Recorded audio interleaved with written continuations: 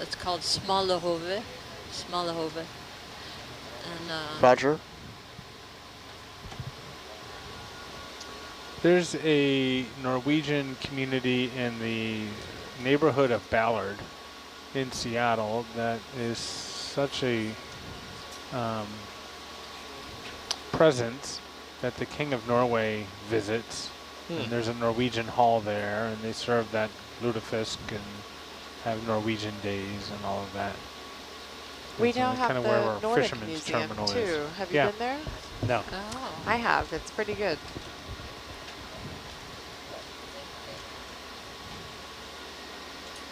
It's fun because while we were living there, and we'd often be guests of honor, and I knew I had to consume these things. It was a great opportunity to become an expert on aquavit. to help get these things down with a smile. Wow.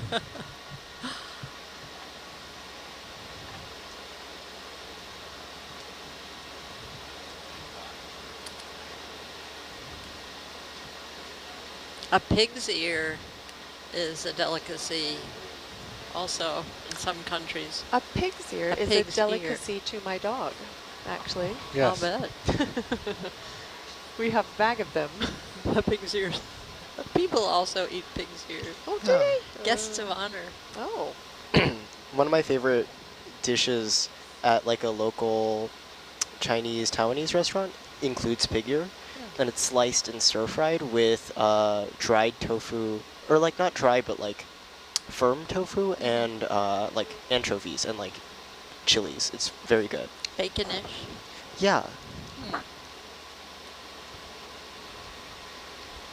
Lonnie, did you go to high school with your husband? Is that what I heard? Yes, we lived 3 houses away from each other. Totally Wow. ignored each other growing up because he and his friends wouldn't let my friends and I play in their tree house. So that was the end of that relationship.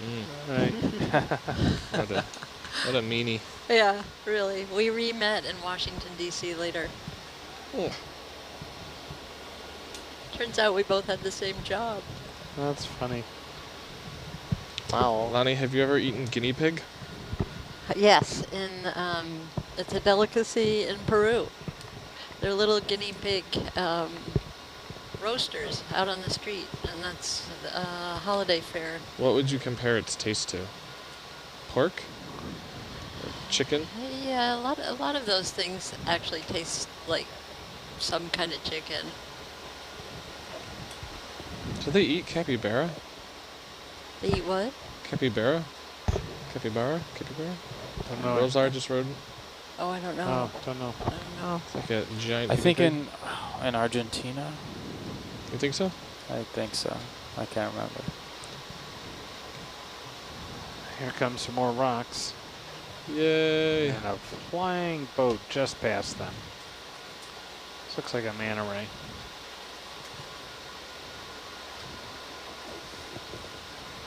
Anybody ever done scuba dives with manta rays? Nope. That is a big shadow. Yes, never but scuba dived. unintentionally. Yeah, same here. I've done the intentional ones too. But Oh, okay. hey, have you ever heard of the pelagic magic dives?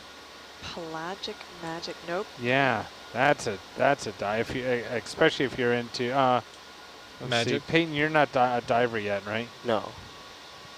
Sorry to interrupt. Megan, ahead. does that look kind of... I feel like if you account for the movement, it looks kind of square. It was square in the mezzo. Which part? Market. Whatever this giant thing is. It's a giant, though. It's very long. Yeah. Yeah, it's very. In the mezzo, it did look angular, but it looked kind of like a big angular rock. Okay. Yeah. I don't know. We'll keep looking at it here. Well, see. and it keeps on going, which is Yeah. it's a little too big the more that it goes on. How long is It's each just a section of waterfall? Big rock. Kind of has to be resolved in post because of the Yeah. heave and we're going slower than the ping speed's designed for. So we don't know. Yeah. They So can if you measure it had in the post. side scan on and we were not moving, you'd still see the waterfall going, but you'd be scanning the same thing over and over again. And we're doing that a little bit. We're extruding stuff out, kind of like silly putty. So if anyone studies the ocean and life in the ocean, I highly recommend dive off of Kona. A bunch of operations are starting to do it, but it was founded by Jack's Diving Locker. And it's a night dive. Go a couple miles offshore, off the continental shelf, or off the shelf of the island, and cut the engine, hook a parachute up to the bow and throw it in the water so you're drifting with the current. They drop some 40-foot weighted lines down. I think there's 8 of them.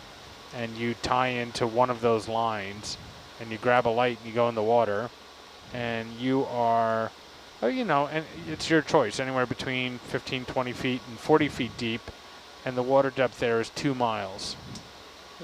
And so you're staring into 2 miles of black water at night. And the pelagic life is coming up to eat, and it's like a Star Wars cantina scene casting call. It's just, and it takes you a while at first for your eyes to be able to judge the scale of things. Is this something minute right in front of my mask, or is that a giant thing far away? And it's just amazing that these just otherworldly life forms that you see come up. And if you ever Google pelagic magic and look at the images, they have lots of images, and there's a full brief on what you'll see and how to identify them. And it's a 1-tank dive. It's not inexpensive. And you have to not have any anxiety over standing into 2 miles of black water, unaware of what's coming up towards you or around you. Otherwise, super fun. Brennan, Yes. when you say Magic. mezzo, what is that actually? Does it stand for something, or is it? It's just the name of the Kongsberg scanning sonar, Mesotech. Oh, okay. Yeah. I know there's oftentimes the jargon is in this field and in a lot of technical fields is that the name brand of something, or is that the instrument, or what is it, you know? Okay. Maybe it stands for something more than that, but So our side scan is named the EdgeTech, and that is called the Mesotech. Are they made by the same company? EdgeTech is a different company. That's the company that the EdgeTech is the name of the company that makes the side scan sonar, which I don't know if the side scan sonar has a particular. Oh yeah, the 4200. I think. MP. Yeah, Oh, and then okay. the Kongsberg makes a lot of also makes a lot of sonar products. They made the shipboard multi-beam that we have as well, the EM302, and they also make scanning sonars and every kind of sonar pretty much. You have to have tech in the title in order to be a sonar. Is that it? Yeah, you gotta sound official. It's not cool enough otherwise. If you don't put tech, people don't know that you know what you're doing. That's Right. right. And you should always name your model number in the thousands. Yeah, Oh, makes it sound good. Been through lots of iterations. you can't have like the EdgeTech 3. Yeah, It's like, and super helps, and so instead of selling a blender, it's a super Blendomatic 4000. Yeah. It sounds a lot better. so Lonnie and Megan and Russ, but he's not up here. Getting a shout out from Dawn. Oh, hi, Dawn. You're gonna Hi, see Dawn. her Hi, Dawn. in August, it sounds like. Oh, we wish we would see her in August. Yeah, don't think so. I don't think we're going to see her in August, but it'd be nice. Peyton, you can make a note that we are now, the ship is now driving a track bearing 155, but we are offset to the line starboard by 7.5 meters. Roger.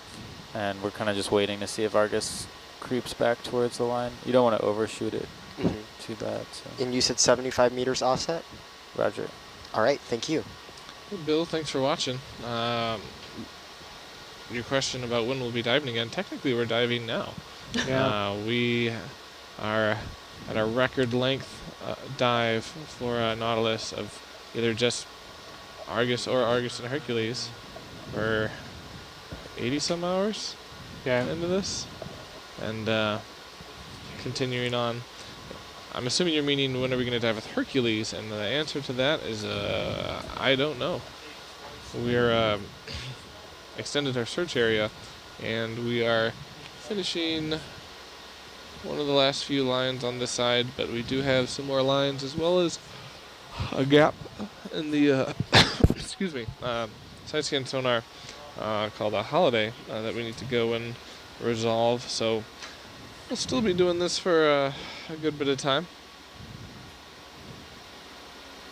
Now, if we see something definitive, like an airplane in the video, we will probably make a slight modification to that plan. But so far, no luck. No luck.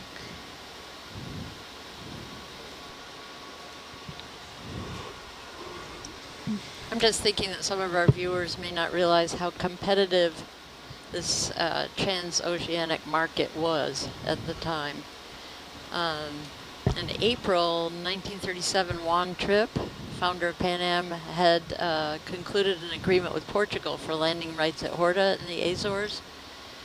But the Pan Am aircraft were capable of flying nonstop from New York to the Azores on their way to Europe, but because of the westerly winds, they required a fueling stop at Bermuda on the way home. And the British refused to concede landing rights until they could develop a competing aircraft, and the transatlantic route was again postponed. So there's big competition for these airways.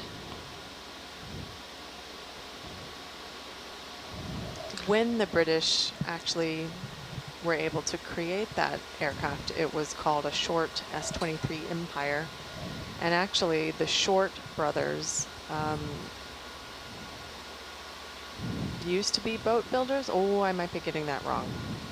I'm trying to remember back to a paper that I wrote when I was a very early graduate student, and the most of the British aircraft builders were actually boat makers that had transitioned. That would explain why they were so far behind us. Well, the whole airline industry was modeled on the Navy, the uniforms, it was everything. Yeah, and actually not necessarily. The British, when we're talking about the early development in fuselage structure and flying boat structure, the British were well ahead of us for a term, because the Americans were building sort of box-like fuselages and then sticking a diagonal boat hull underneath them, and so they didn't actually survive alighting, and they would come down very, very hard and sort of break at the seams, whereas the British actually put their naval architects to work in creating the hull to fuselage sort of pressure points that actually worked for the aircraft. So when we're talking about early development, we're talking about wooden flying boats, and the British were much better at building those. It's just in that initial time period, it went so fast. And 1910 to really 1929, 1930 was the real development era for wooden flying boats, and then metal flying boats from 1930 to this time period, 1937, they just got bigger and bigger. And so you needed a bigger aircraft to carry more fuel in order to get as far as you wanted to. And the American market with Igor Sikorsky and the Boeings and the Martins, they just so happened to be able to build those a couple of years earlier, but we're only talking about maybe 1 or 2 years. And the Short brothers already had some pretty successful plans, and before this Short Empire aircraft. And when it came online, actually, that's the thing, is that the gap wasn't that they had nothing beforehand. When the Short Empire came online, it was better than the S-42 and comparable to the B-314 that came online for us about 6 months later. So we were really, really neck and neck.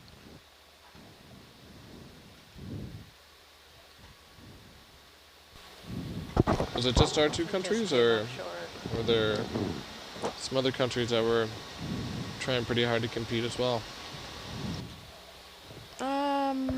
That I don't really know of. When I was studying, it was really Imperial Airways and the U.S., the BOAC, which was formerly Imperial Airways, and the U.S. Sorts of things. I don't think that anybody else had. I think that the Netherlands was still primarily ships. Any interest in this target? Which one? To the port Right. side? To starboard. No. Just the high frequency. Not particularly. No, it looks like a lot of things that we've already seen.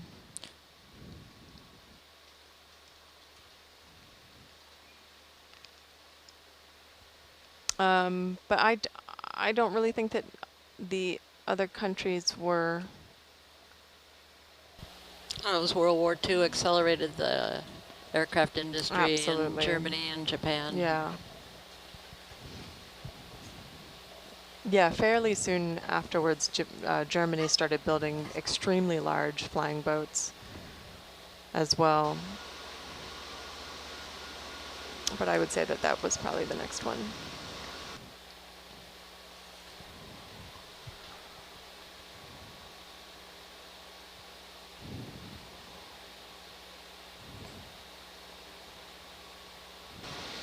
Those of you watching at home, keep sending us questions. We'd love to continue to talk and answer anything that you might have. If we have any educators listening along with us, I strongly encourage you to go to nautiluslive.org, click on education, and check out the free educational resources that are there.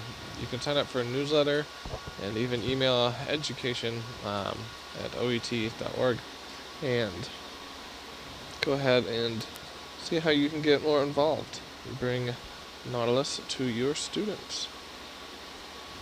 When Brian and I did the live connect this morning with ACE Academy in Laconia, New Hampshire, one of the students said, well, what do you do on board for fun?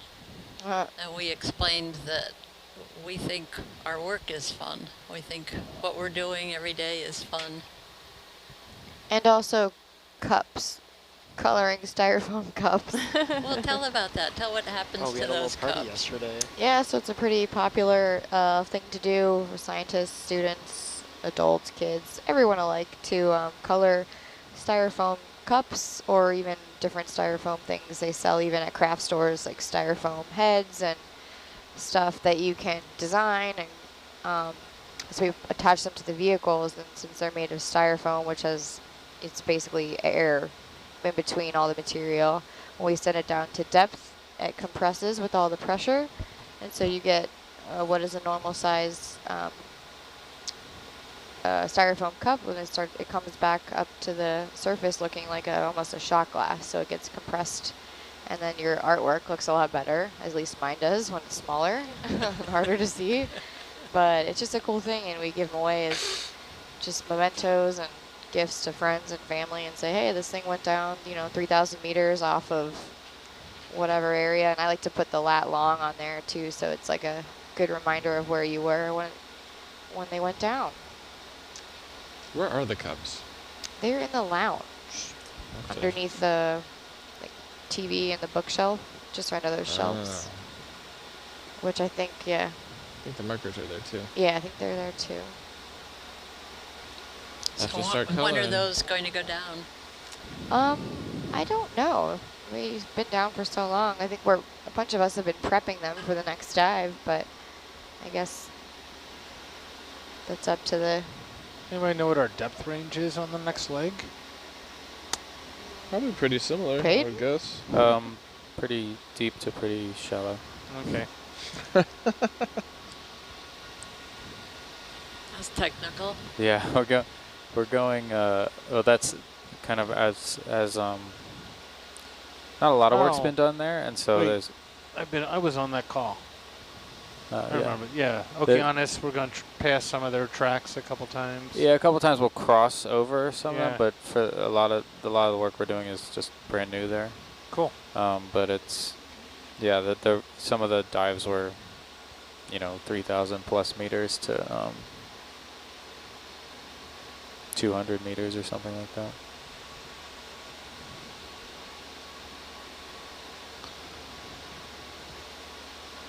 Yeah, with our 24-hour diving model, we can cover a lot more.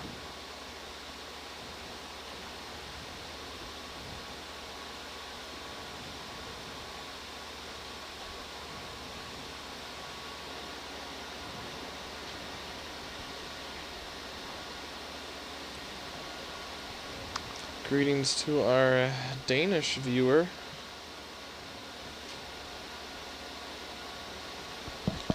Australians, Swedes, Canadians, Kiwis, Oh, good. New Zealand is with us. Israelis, our Finns. It'd be interesting to know what memory New Zealand has of music and his crew.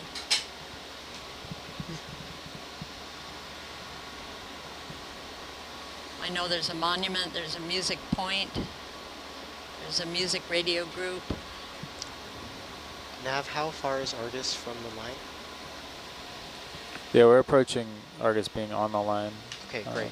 Right now, but I'm just gonna see. It'll go in 433.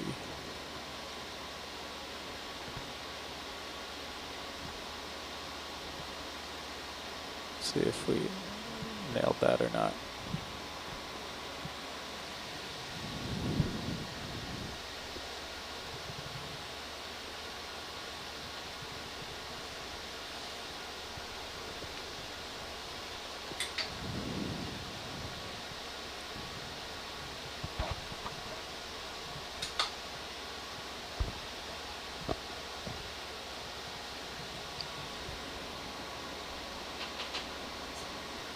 Any viewer questions?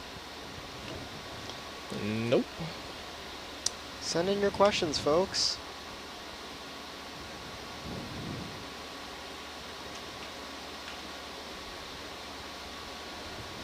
Well, we just had one come in about the application process for the internships. And application process is fairly competitive. We encourage you to turn in things earlier, sooner than later, because occasionally there might be a cap to the number of applicants, for example. It kind of depends on which group you're applying to work with. But there are someone with a degree in biochemistry could, of course, apply. Why not? I'm sure you'd be just as excited as we are whenever we see either a wreckage or a squid or octopus or something else pop into screen.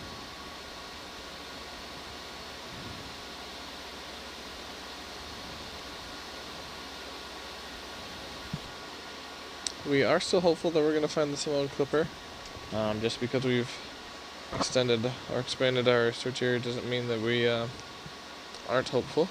We're just making sure that we have the best ideas possible as to where we should dive, and since nothing really just jumped at us at as, hey, this is the Simone Clipper, this is the wreckage, you want to continue to check out anything and everything, leave no stone unturned as we continue to move around the area to get the best possible idea of what we should be diving on.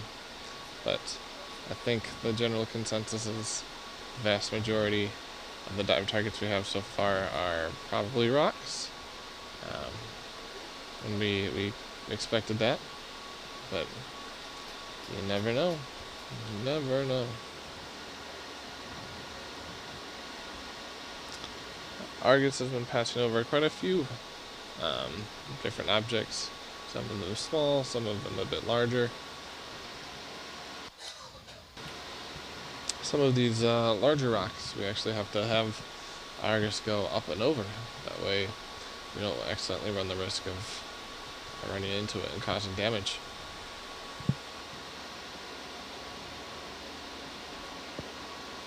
So the track line that you're seeing in channel 3 and why it's changing color is just actually 100% a matter of personal preference. When you're in a control van for hours and hours and hours and hours and hours, and you sometimes it's nice to change things up. It's purplish pink right now. It might be yellow the next watch. It might be green the watch after that. The opportunities or possibilities are endless. I don't believe we can present our current latitude and longitude. Our navigator. Yeah, we're north of American Samoa. Yeah. But Canada, thanks for tuning in. Are we? What's broadcast on the 4th channel? What's broadcast on the 4th channel?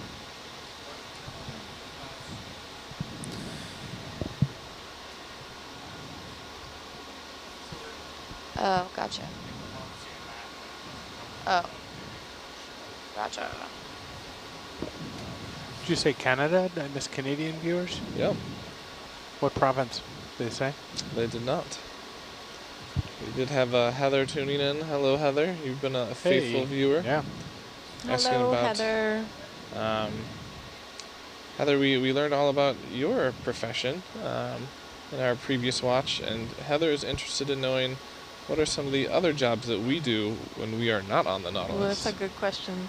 So I am an instructional lead teacher for Bryan County Schools in Georgia, and so I don't have a class per se, but I work with the teachers and administration to continue to best innovate and meet the needs of our students and grow our scores and ability to continue to reach our students. Before that, I worked with, I was educator community leader for Science Friday, and then before that I was a classroom teacher for 10 years.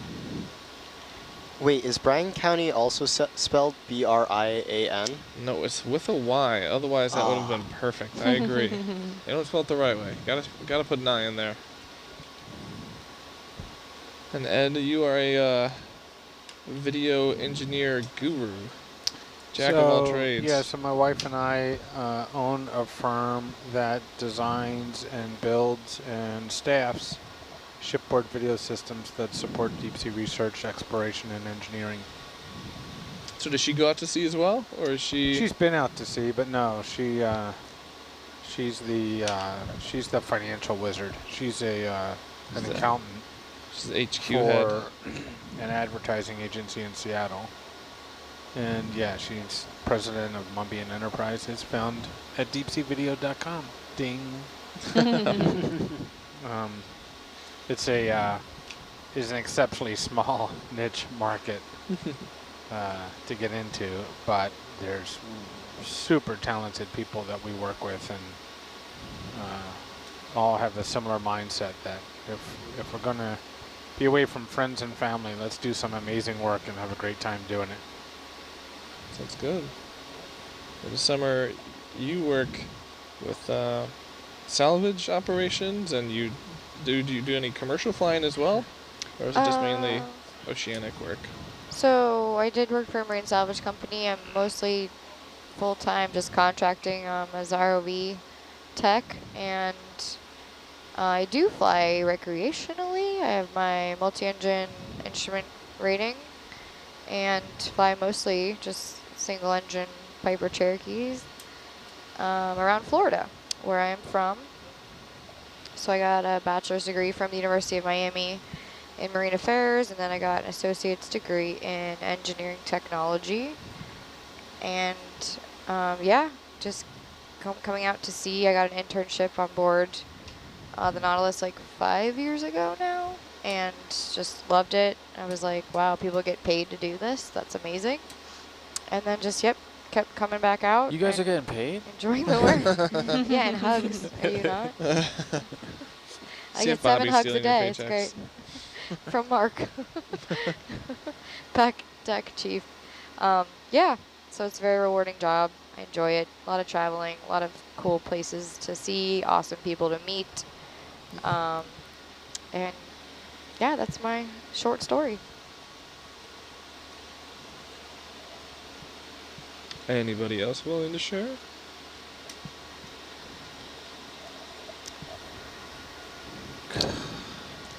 I can Sigh. share. What was that? I'll What was the question? share. Who are you? What do you do when you're not here? Sleep. So this is Lonnie. I'm an No. architect, and both residential and commercial. And biggest job was a ship called the World Residency, and author of 4 children's books, and that keeps me busy. And definitely nothing else. Yeah, she's lived a pretty boring life. gosh. Doesn't travel much. Also Yep. have my pilot's license, single engine and float plane. There it and is. Several boards. In charge of this and that. 3 kids, 4 grandsons. Well, that's fun. Building our own house right now in New Hampshire. And I'm the architect for that, and I should be there overseeing it, but I'll be there soon. What phase are you at in the build right now? Painting, we're almost finished. No kidding. Wow. Woodworking is almost finished, so we're getting close. Love to see photos of that, Lonnie. Oh, I can Yeah. show you Yeah. one. Yeah. I was Did you make shocked it- when we did our build on our house that our light switches were considered old-fashioned, and they're just normal light switches. That's what we've had most of my life. But I mean, when I was a kid, we had the push button 2 Yeah. circles. Oh, because But because yeah. you didn't have rocker switches. Yeah, or you, well, we do now, but yeah. it's Well, just, ours are remote. yeah. Yeah, ours are remote yeah, switches. yeah. Right. I just think about wanting the lights to turn on and it happens. That's how advanced Right. switches are now. Well, we've got it so The magic of complicated. Bobby So, like, Argus. we have these 3 light switches, and down the hall. It makes it for a challenging entrance. Are they all hall. Edison bulbs? My brother had his Christmas tree programmed with Alexa. Yeah. So it used Yeah, you to have say, that. Alexa, turn on the Christmas tree, and he's never changed it. So whenever he whatever he has plugged in there, he's always like, Alexa, turn on right. the Christmas tree, and it'll be like his And coffee pot or something. Everybody who's listening who has the same setup, you just triggered it. And then Hopefully. Megan? I'm an independent contractor, actually. I do primarily projects with underwater archaeology. I like this one, which are kind of one-offs. And Yeah. then I work with a group called Project Recover, who go and archaeologically survey aircraft crash sites for MIA remains. Yeah. And then I also work for a museum group called Freeman Ryan Design. They're Australia-based, and we do strategic planning. We do exhibit design, design and build. So I write sort of exhibit labels and do research for the curation of aviation museum exhibits. Fun. And then I've also picked up my own exhibit where I'm guest curating an underwater archaeology exhibit at the Intrepid Museum in the next couple years. Nice. Yeah. Did you ever work with anyone from University of Delaware when you're on the Project Recovery? Yes, absolutely. Mark Moline and Yeah. several others. I went to UD. Oh, okay, great. Yeah. What's you their s- mascot? Been out to sea with some of those guys. Have you seen Yeah. any of Paul Allen's collection? Yes, yeah, I've been to the Paul Allen's Museum, or been to Paul Allen's Museum. It's called the Heritage Flight Foundation or Heritage Flying Collection, something like that. Yep. Yeah, but it's up at Painfield. Yeah. Yeah. Been to see some of that. They have a pretty fantastic tank up there, Right. which they smash cars with, which is awesome. I mean, Did you know that Painfield has commercial flights now? I've taken one actually. Yeah, I came same here. into That's how I- Painfield. That's how I got And it here. was pretty amazing. Well, I've never left out of Painfield, but I came into Painfield. Yeah. And like being able to just come out. Oh, my bags came so fast. Yeah. Which that Beautiful was really airport. cool. Huge regional asset. That's probably 10 minutes from my house. Oh, that's good. Yeah, it's so handy. It's equal distant getting up there and down to SeaTac, so I don't, you know, yeah. but yeah, it's cool. Wow. Peyton? Dr. Megan, Oh. Tim and Ben are tuned in from I-5. They are stuck in Hi, traffic. Tim and Ben. My husband and his friend went riding today, played hooky from work and went riding today. Where are you based? We're in Seattle. We're like sort of Green Lake area, but they went riding probably Cougar Mountain or something Oh, like that. I yeah. have no idea. Is it weekend? No. They played Friday. hooky. Oh, They nice. did. No, is it a weekend? Now they're stuck on 5. No, they are stuck on 5. Oh well. What time I is hope it that you there? guys had fun today. 6:10. Yeah, great time to be on 5. So Peyton, tell us about all that studenting you do. I mean, yeah, have like, I say that one of my hobbies is just collecting increasingly obscure hobbies. So I like do a lot of like side projects. This summer I've also been working with this philanthropic organization called Foundry 10. They work in a lot of areas, but one of their focuses is like technology and student learning. So one of the things that I've been doing is helping to review VR content for education, so virtual reality. And we're starting to move into like ways of putting that online, putting out blogs. I've been doing a bunch of like writing of test articles. So what do you mean by you say that you review educational content? Yeah, so basically looking at virtual reality content, evaluating whether or not it can be used for classrooms, and then writing reviews, some short, others I've been like writing some pretty long articles and like reaching out to people to interview for some of them. There's this one group that was running a project called Short Circuit VR, that was a electronics lab simulator, like available for free on Steam. And so like you could play with breadboards, play with like LEDs, motors, all sorts of things in a virtual space, and it was amazing. And they were working on turning that into a computer game, so a lot more kids have access to it. And I got to like ask them some questions. I think their project is really cool. Mm-hmm. Yeah. Cool. Yeah. Do you have any like part-time jobs? Do you work on campus? No, I almost applied to work at the mill. The what? The makerspace in my. That seems like you. I That seems like your heaven. I sometimes am in there and will just help people randomly. I've like You taught gotta a couple, go in there and get paid for it. right? You're doing this the wrong way. I've taught a couple people how to use the sewing machines and like the laser cutters, stuff like that. So you can sew, draw, color, paint, 3D print, laser cut. What else am I missing? Rock climb sometimes. I'm Rock not climb very sometimes. musically inclined though. Oh. We have found one weakness. One weakness. One What? weakness. So, how about everybody's first job? First job. Gas station, I think. I have station? a good one. 1978, maybe? I worked at a Fazoli's. What in the world is a Fazoli's? It's It's like a a restaurant? yeah, it's like a fast food-ish. Yeah, I was fast. I'll put it that way. Yeah. The restaurant was not fast. Think of it like a Boston market, but Okay. Italian style. Yeah. But my handwriting was so bad I could never get interviews on applications. I have atrocious handwriting. Oh, really? I'd have to go. You I'd did always try not and go meet to people in Catholic person. school. I did not. I have Yeah. a nerve disorder where I can't keep my hands straight or from shaking. Yeah, So I worked at a Bad. video game store for my first job. you did? Oh yeah. Oh, that's so cool. It was very, very cool. I actually, we moved to this place when I was maybe 13 or so, and I used to go into the video game store. And so from the time I was about 15, I started to basically hit up the manager every single time I went in there and Oh, go, nice. hey, guess what? When I turn 16, like the day that I turned 16, you're going to hire me. We're going to do this. And he did. So I had a really great job all throughout high school as a video game person, and I basically got to play the games and then rent them out and tell people Nice. about them. It was awesome. Nice. Do you still play? Oh, yeah. What do you play?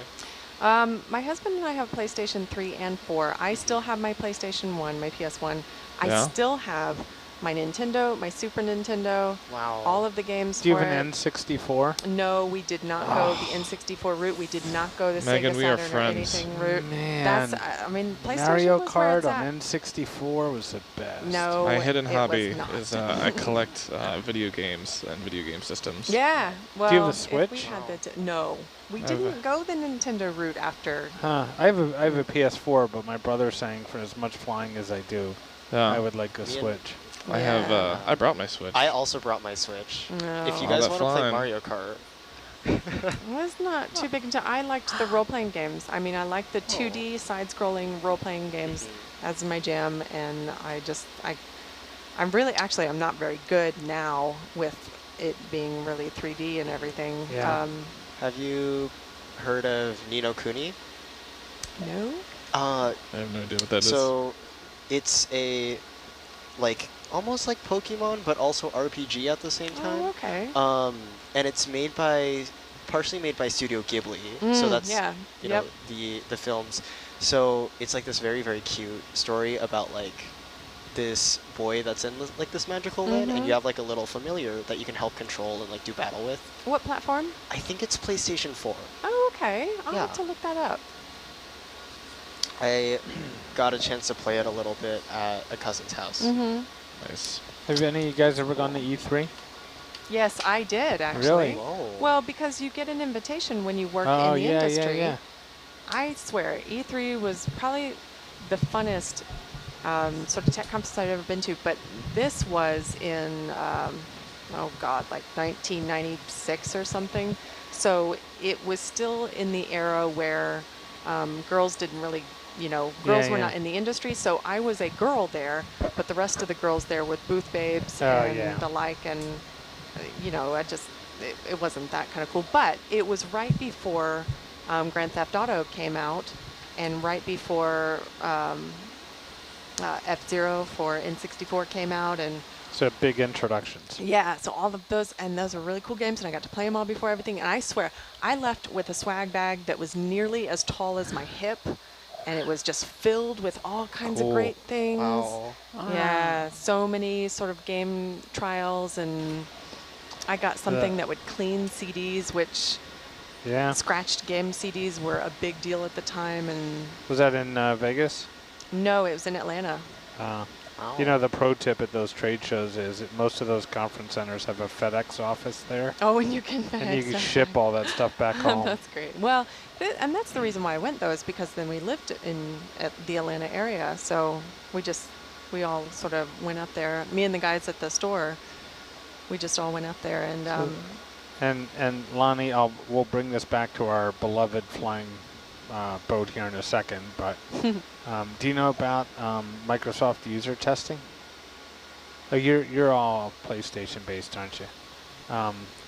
They have testing and games testing you can do out at Microsoft Usability, and you get free stuff as a result in Redmond. Nice. If you're ever interested there. Lonnie, what was Megan. your first job? Oh my She's god. gonna be. It's gonna be something amazing. She's gonna be Alligator like, What is it? I It's was just- seamstress for Jackie Kennedy or something. I needed money for college. I worked in a tiny real estate office in Booth Bay Harbor, Maine, and my desk was right inside the front door, and it had an information sign on it, so everybody assumed I was just the Chamber of Commerce. So as I'd be trying to get work done, they'd come in and ask me where the nearest public bathrooms were, and how to get the ferry out to which island, and I made so many mistakes on the letters because it was typewriter days that I was embarrassed there were too many pieces of paper in the wastebasket, so I started stuffing the mistakes in my purse. It was horrendous. That's great. I survived, and he asked me to come back the next summer, but I thought I could go on to a different job. Summer, how about you? First job? We should be asking how much these jobs paid. oh, Yeah, I think I was $1.85 an hour. pennies. I was like $7.25. yeah, Oh, mine man. was 7 something. Yeah, I was $1.85. Then it went up to $2.10, not that far after that. I became a trainer, and I did all sorts of like extra training, and then I got like an extra $1.25 an hour. Well, Wow. Big time. What about Rennie? What was your first job? Repeat the question. What was the first job you ever had? The first job I ever.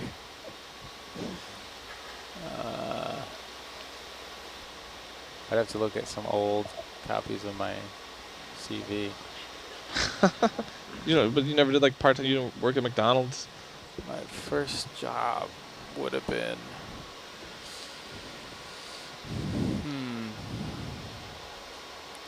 It's the hard cater- for. I think that. Well, I'm going backwards, and I'm trying to think if there was any before each one. You know. I think. But you had a unique educational experience, so. I did. I went to military boarding school for high school, so I did not work in high school. Oh no, that's not true. I worked in the summers at the summer camp at my high school. Ah, cool. So that was probably it. You're a camp counselor. I was a camp counselor for kids, and it was in a military style summer camp at Valley Forge Military Academy. What does one do at a military summer camp? March. A lot of Oh, marching. okay. It's just more organized, like a rule structure that is so rigid that you have to figure out how to break those. It makes you very good at figuring out how to evade within means. Yeah. You don't strike me as having been a rebellious teenager, though. A lot of times parents send their kids to those schools to Yeah. straighten That out. was it. That was it. Really? Yeah. Ah. No, I was. Ed's over there trying to mimic my voice. Running his dark trying, past. man. I was trying. No, I did pretty well. It's your last chance, Rennie. We're sending you off. Yeah. Those are interesting times for sure. Mm-hmm.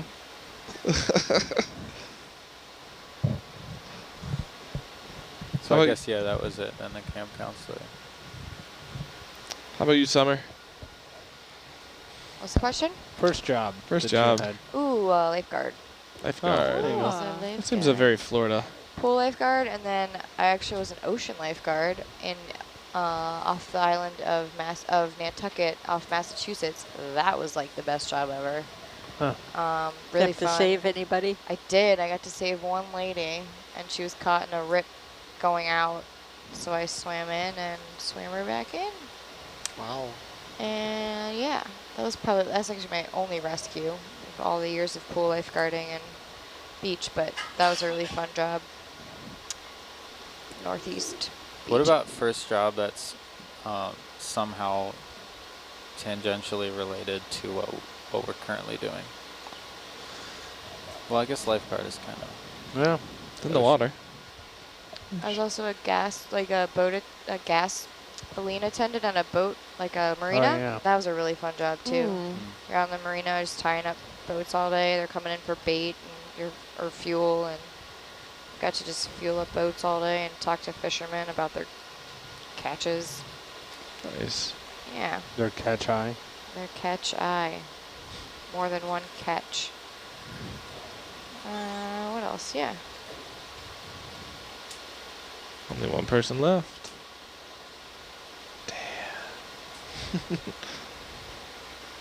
What was your first job, Dan?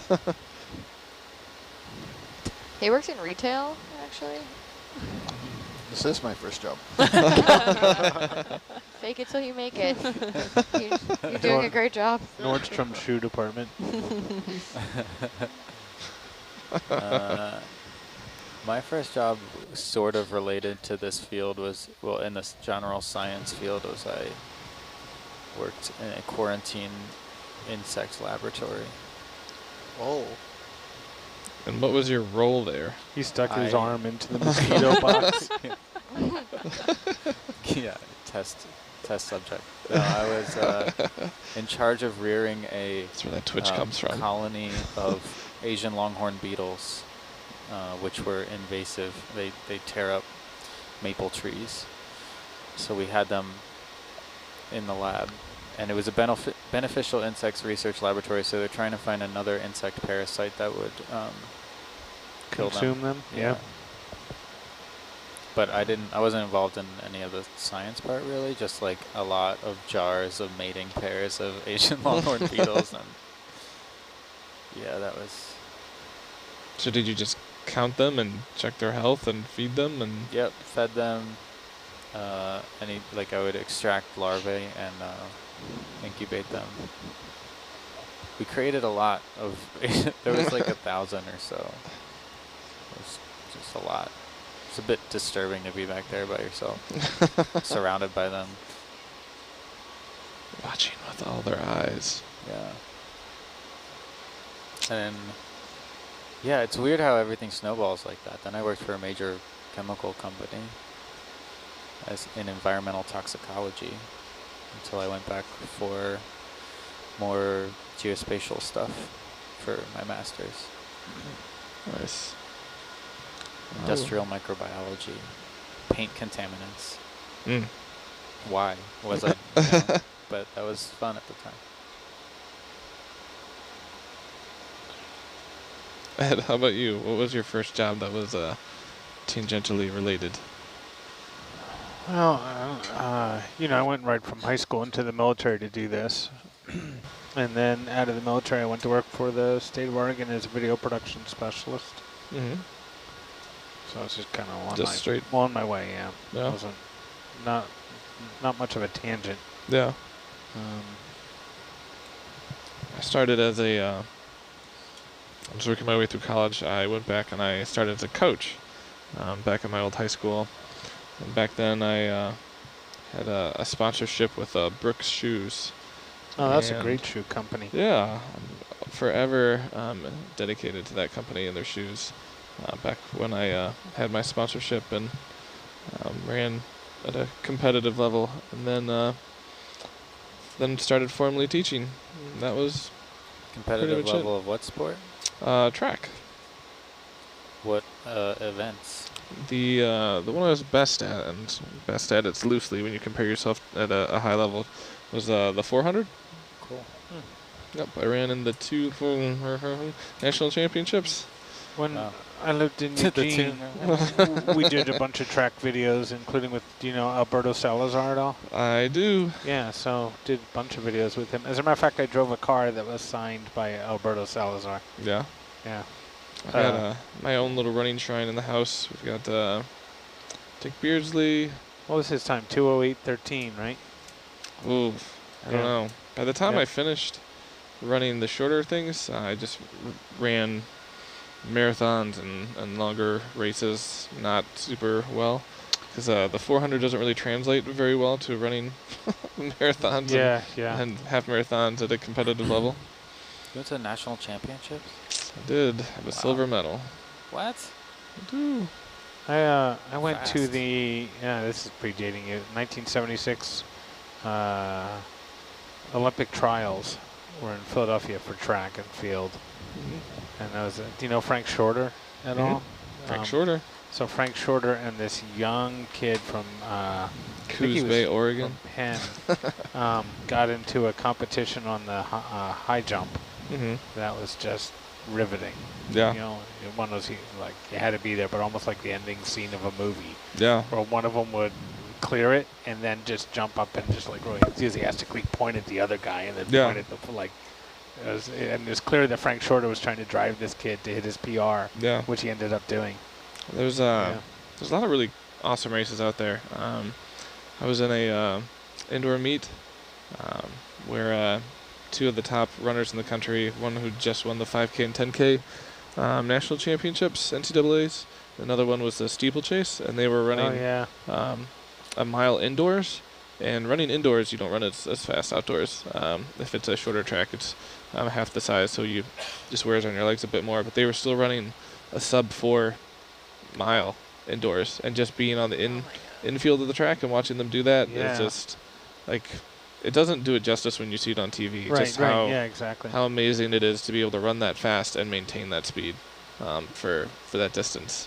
I think they finished in like 4:50s. You've seen the race where the collegiate woman runner falls and ends up winning? Yes. Yeah. There's. Oh man, what a great moment in sports that is. Yeah. It's indoor track, right? Yeah, it's indoor track. Yep. And the place goes crazy. Yeah. If you check out FlowTrack's Kick of the Week, there's always they have they pick up races from all over, and whoever just has this amazing come from behind kick. Yeah. A lot of the time, it looks like you're doing a pretty good kick, but you're just holding your pace better than the other people, or they're just falling off. I did a show. We made shows for ESPN. Mhm. I did a show with Carl Lewis on running sprint. Yeah. And he was saying that in sprint, Incredible the sprinter and first jumper. third of the race is accelerating, the next Mhm. third is maintaining, and the last third is decelerating as slowly as you Yep. can. Absolutely. Yeah. Whenever I ran a race, I was pretty close to even splits. I was trying to be pretty Really? disciplined. Yeah, yeah. I mean, it was about a second difference in between my first half and my second half, but it looked like I was speeding up, but just other people were just slowing down. Right, right. Lonnie, how about your first job that was related? She hasn't had 2 jobs related to one another her whole life. Why don't I just talk about an airplane jobs since There we're we on go. this topic. Yeah, that's good. Okay, so we're living in Norway, and I belong to this group called Scandinavian Historic Flight. And they had a whole fleet of incredible planes, and if you showed up at the airport with your toothbrush and your passport, they'd put you on one of those and you'd fly off to whatever country they're going to exhibit Oh, for nice. an air show. So from Norway off we flew. I was in a Harvard T6 trainer, and I asked if I could have lunch, and the guy said, yeah, we won't do any acrobatics, but he changed his mind and started to do some rolls. And when I came to, my hand was all bloody because I had gripped the bottom of the seat. I didn't know we were going to go into these things. And anyway, we flew into the air show, and my job was to go over and sell Scandinavian Historic Flight t-shirts at the, at their booth. Mm-hmm. And after about half an hour of that, I came back and said, look, those Swedish girls over there are doing a much better job of modeling these shirts than I could ever do. give me another job. So they gave me a coverall and said, when the planes come in, just go under the wings and all, or just keep tightening bolts and things because they shake loose. So anyway, a lot of things happened with that, including having to hitchhike back to Norway because they asked me to fly the Piper back, and I saw that it was outdated. And I didn't want to lose my license, so I had planned on being flown back, but instead I had to hitchhike back, which didn't please my husband too much, but that led to being invited for the past couple of years to be pit crew at the Reno air races Oh, wow. for 3 Hawker Sea Fury planes. That I don't know how many of you have ever been to the Reno air races, but the planes fly at low altitude around pylons. It's the craziest, most dangerous race I've ever seen. But absolutely incredible to be pit crew for those planes. So that was one job leading to another. That's the best I can do. That was pretty incredible. Is that the type of racing they did in that movie of Rocketeer? Yeah, probably. Just a huge pull, and then you just quick try and get back around it and fly back to the other one? You can see the whole course. So Yeah. when they put the planes up, they fly around to try to get in an order. Mm-hmm. And then when they cross the line, their wingtips are practically touching, and there are a lot of crashes. And the pilots are so good, they seem to all just walk out of the crashes. It's an amazing few days. And then the Thunderbirds always give an exhibition there too. So Can we get a snap got zoom to- on that? See, is the Anything there? Thunderbirds the Air Force? Reno, Zoom. Yeah. Just a fish. of Where? that airport. It's probably just a fish. I just saw a linear thing in the bottom, right? Yeah, Yeah, I was looking at that too. probably just a fish. I'll just mark it just in case. There's nothing around. There's Um, nothing around in the side scan. I wouldn't. I saw the think it's okay. Thunderbirds do a show up at Elmendorf Air Force Base in Alaska, and they started the show with the aircraft taxiing out and doing their whole thing and lining up at the end of the runway. And then over the PA system, they had the communication between the aircraft. And the commander of the team did a command that was so great. It's just cool to hear. Burners on, break.